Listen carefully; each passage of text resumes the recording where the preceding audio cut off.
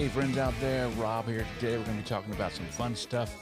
Starting now, we're actually talking about cameras, all kinds of cameras. Hope you enjoy that. Specifically instant cameras. I'm going to give you some tips on how to choose a great instant camera for you. And let's go ahead and jump right into that right now. Lots of fun stuff happening.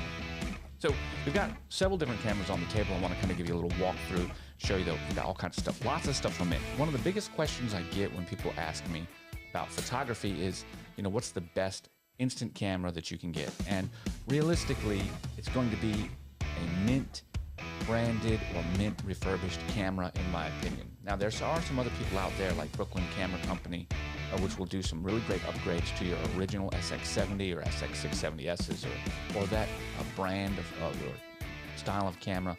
But when it comes down to it, you're going to really be asking the question of, do you want professional features such as full manual control, or do you want automatic features? And that will fall into two separate camps. So let's actually take a look around what we have here. We've got the brand new Fujifilm Mini Evo on the block right here. Great camera, hybrid camera. So it's a digital camera, digital sensor that has a film processor inside of it, and just like this little camera right here, which does nothing more. Well, it's not a camera. This one right here just is a printer.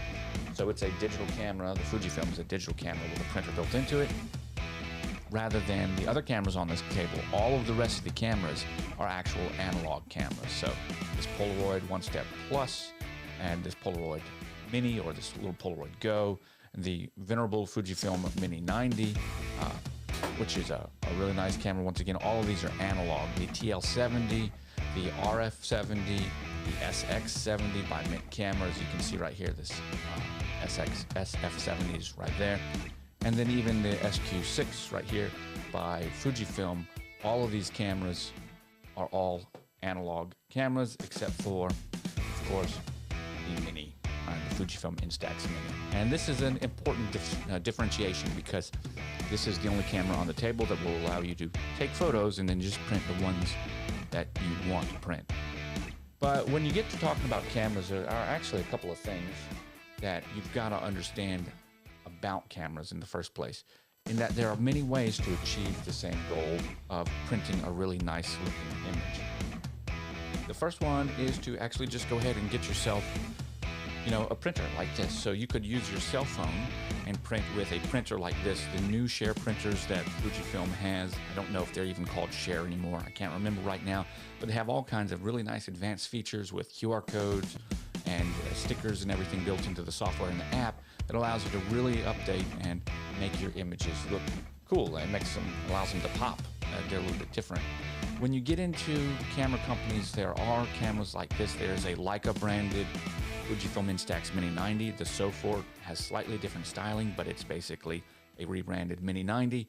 And there are some Leica branded papers or films for it. The Sofort films, specifically the black and white and color, they say they have a different film process. I don't know if that's true, but you can pay as much as you would like for instant or film photography in this regard. I think the biggest question most people are going to ask is, why would you pay more for something like the TL70 by Mint compared to something like the Mini 90 by Fujifilm? There's a gigantic price difference. And the first thing I would say is, both of those cameras use the same credit card sized film. So they both use this little credit card sized film. I'll say that again. They both use this little credit card sized film. And as that film comes across, why would you pay more for one or the other?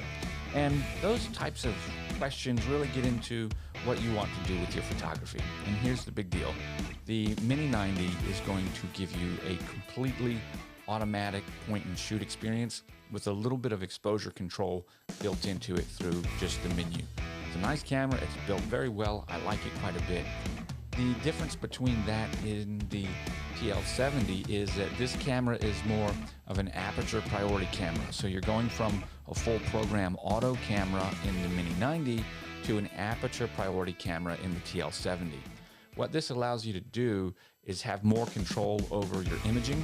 You have an aperture on this from f5.6 all the way up to f22, which means you can get a really wide aperture on the TL70. That means you can have beautiful background bokeh and you can shoot in a natural light environment at lower lighting conditions. It also has some really interesting pop-up ideas of flash right here, which hides it until you need it. The focusing is something that's built into this camera differently than your Fujifilm cameras. Fujifilm cameras use zone focusing, so you have to know the distance between your camera and your subject, or something close to it, in order to ensure a sharp image. And they usually make this simple, 3 different zones, basically half a meter, 60 centimeters, and closer is the macro style shot. When you get to 3 meters to 60 centimeters, that's your normal shot, and then anything further than 3 meters is your landscape shot, where everything's going to be in focus. So that's how these cameras focus. The difference with something like the TL70 right here by Mint is that you can actually focus this camera however you see fit through the focusing screen that's inside. So you can focus very close focusing just by racking the focus right there. The design is a lot different, but it's also more conducive to taking photos. It has this twin lens reflex design, and Rolleiflex actually has a design very similar to this, which they worked in partnership with Mint to create. So if you get the Instant Flex Bright View 2.0 from Mint camera, or if you get the Rolleiflex, you're getting basically the same camera. Interesting too, Mint does offer free film for life if you sign up for their program, which requires getting a certain number of shares and a certain number of likes. Submitting that to Mint, they verify that that photo has it with their proper hashtag, and next thing you know, they send you a pack of film for free. I really like that about Mint. Now, that's something here that we're talking about with photos and these different ideas, but there are more cameras than that. The first takeaway when you're making the decision, I think, has to be how much control you want over your camera, regardless of form factor, because we're going to find that it's really how much control you want. So do you want full manual control? Do you want an aperture priority control? Or do you want full automatic control, something like a point and shoot? Now, the reason that's important is because it completely talks about the type of interesting creativity that you have with your photography. Doesn't matter what format it is, it turns out to be only important based on how you want to create. And why would you want fully auto compared to instant, or just manual? Why would you want full auto compared to manual? And this comes down to something different. We're talking about instant film, right? Instant film is very tricky. It's a very tricky medium, right? So getting a good proper exposure and not wasting film is important, especially when you consider Polaroid film is about $2.50 or $2.80 per shot. So if it turns out to be a no-go, you have wasted $2.80. You can get the Instax Mini film for as cheap as maybe 60 cents if you buy those 100-pack value packs for around $60 in Walmart right now. You can find some cheaper in other places. I just check many different sources. My favorite of all the films, well, I would say it's the Instax Mini, but it's really, I like the wide or the square format by Polaroid. But my most used, of course, is the Instax Mini, mainly because it costs less and I like it a lot. So once you understand how you want to shoot, shooting manual could allow you to have a more creative image, but it also could cost more money as you learn the medium. Shooting in an automatic mode right here, basically any Fujifilm camera is going to give you a pretty good image no matter what you do. It's going to turn out pretty nice.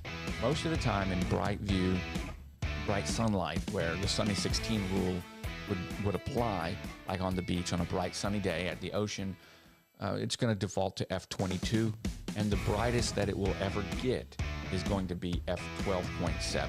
That's as bright as the aperture can get.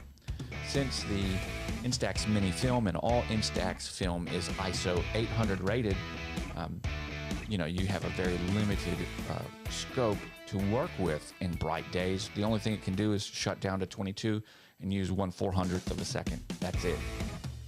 Now, with that being the case, you always want to use fill flash because Instax film is very contrasty, and so having the ability to turn flash on and off is very important. So outdoors, when you're facing the subject in such a way as to get good saturation, which means that the sun is to the right or to your behind, not directly behind the subject, not shooting a backlit subject, you'll definitely want some fill flash, which will be important.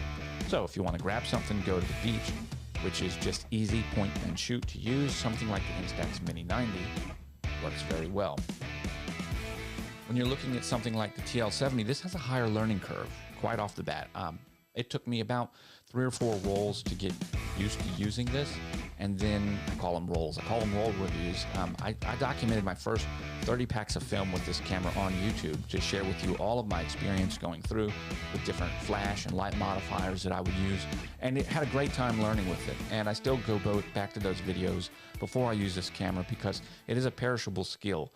You have to understand how the camera meters, but it gets you some really interesting, really great creative photos. I've done some amazing and excellent work with this camera right here. I absolutely love it. But moving on to something else, you're getting into more complete manual control. This is the RF70, which is the wide Instax wide film format, and I've got one over here. It looks like this, right? As compared to the Instax Mini, which looks like that, right?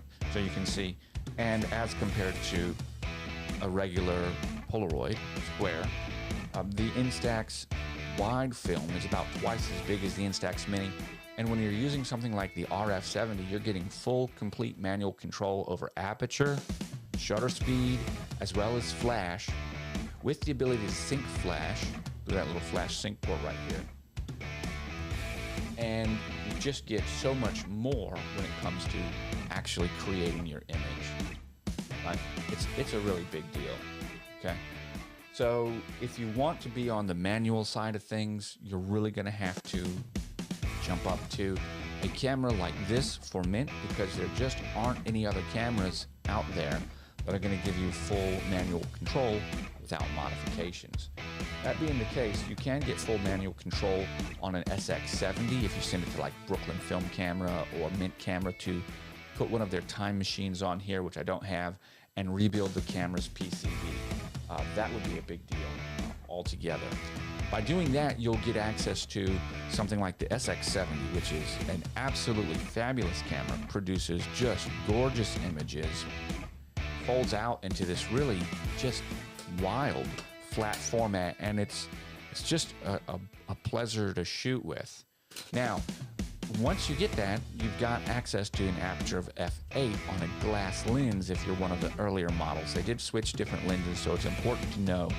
But again, even on something like this, you're in the hundreds of dollars. So let's actually talk about that.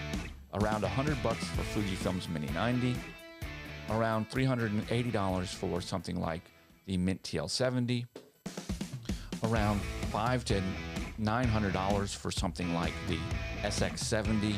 As it's been refurbished for the full manual controls, you can find just a refurbished camera, clean, lubricate, and repair, a CLR, on a standard SX70 for around $400, and around $700 to $800 for something like the RF70 or the SX70 from Mint to give you complete total manual control on a brand new production camera.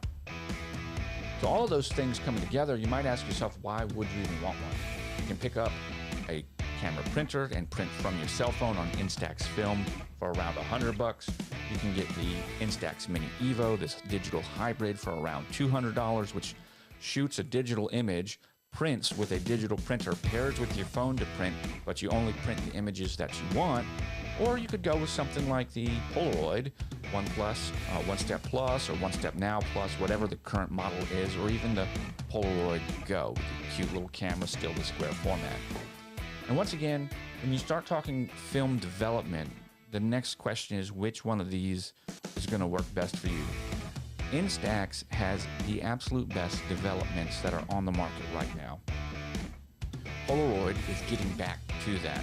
So Polaroid film, although it can turn out great, it's very temperature dependent, right? So if you don't keep your film at the right temperature when it's developing, which is less than like 78 degrees, right? And warmer than 55 or 60 degrees. You got to keep it in basically the body temperature around your front chest or something like that. then if you're in a cold environment or a hot environment, you can get color shift between magenta and yellow, depending on which one it is, you know, cold or hot. Now that may not sound like a big deal, but when you're dealing with something like Fujifilm, which will give you absolute color clarity no matter regardless of the condition, it just adds an additional step of complexity to making sure that you get a perfectly blue sky instead of a blue sky that after it develops has a magenta hue to it, which would be fine if it was a sunset, but not all the time.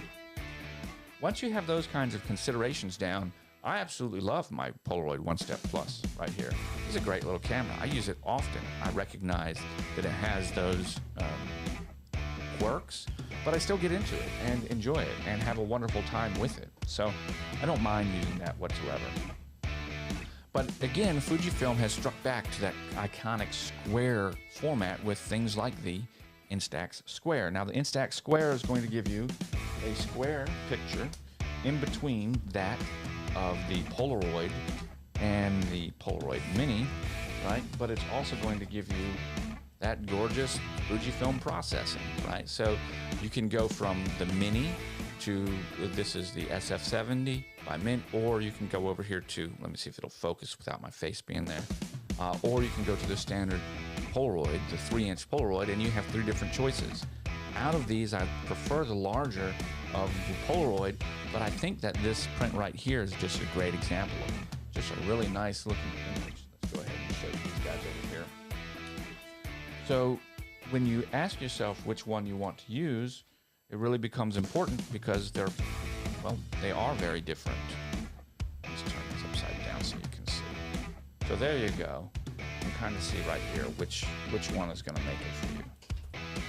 In any event, there is one final question that you have to ask yourself, and that comes down to not only how are you going to use it, but is the digital analog hybrid really the best of all of this? And the answer is, for a lot of people it is. Instant photography is tricky and expensive. For $200, you can jump into this camera, you can start taking and making great photos. There are lots of different options with this camera that give you the ability to have just fun effects right there on your film, like dual frame, or in this one, which is like a posterization, or black and white even on color film, as well as just really interesting borders. So how you wish to make your film, I know it didn't focus just then, but how you wish to create is a very important thing. If you're just jumping into instant photography, it's going to be expensive, and if you know that going into it, then you will probably be better suited with a Fujifilm camera or a Mint camera. If you want full control, I'd say go for Mint. You're going to pay a little bit more. If you want the best type of image quality, make sure you get a camera that shoots Instax because of the development. It's a better developing thing. And if you want to make sure that you've got a lot of room for error, you might want to consider something like the Mini Evo, or even one of the printers, the share printers, because you have the ability to review your images before you print them, thus saving you money and even doing a little bit of editing on that platform on your phone. And for those of you that are concerned about using your phone and it not being instant photography, I actually don't necessarily recommend the Mini Evo as your first camera. I usually would recommend your cell phone, because photography is all about rules that are slippery at best and designed to be broken once you realize that composition and creativity is something that you had inside of you to begin with. So once you find that creative spark and you begin exploring with it, then you can throw all the rules of photography out of the water and not even worry about it. And if that's the case, the best place to start without spending any money is your cell phone. So if you can take and make great images on your cell phone, that will help you out quite a bit when you try to do so on your camera, on your instant camera. Now, if you were to ask me which one of these cameras out of all of them that are on this table is my favorite, I'd have to tell you it's a tie. I like the SF70 by Mint camera right here, right? Because I love that square format. So there we go. Here's the SF70. You can kind of see. Beautiful camera. Takes neutral density filters. Completely manual. I can get the type of shots that I want. I can synchronize my flash with it with the sync port, but it's expensive. Compared to that, I really do like the Instax Mini Evo, but I like it for different reasons. I like it because it's fun and simple, so when I don't want to shoot and think about my settings, this makes it easier, and then I don't have to print everything, so that's good. But I also use this camera in a little bit more of an advanced way. I put strobes and lighting and different things on it to make it work the way that I want. But all in all, I think those two would be my two favorites sitting on the table. So it's a little bit best of both worlds. Well, that's going to be it for today. I hope that you found this helpful and enjoyable. If you did, don't forget to like and comment. Leave a little message down below. I'd like to hear. Let me know what you think about photography, and do you use any of these cameras, and what's been your experience? If you did find this video helpful, I have all kinds of links down in the description where you can get your film and everything else to make sure that you've got a great setup and go on out. And I'd appreciate it if you would use those affiliate links. Send me a couple of dollars from your purchase. I'd really appreciate that if you found the video helpful. Or send me a cup of coffee through PayPal. Links down below as well. Guys, I'm going to send this out today. I want to thank you for watching and remind you that I will catch you on the flip side.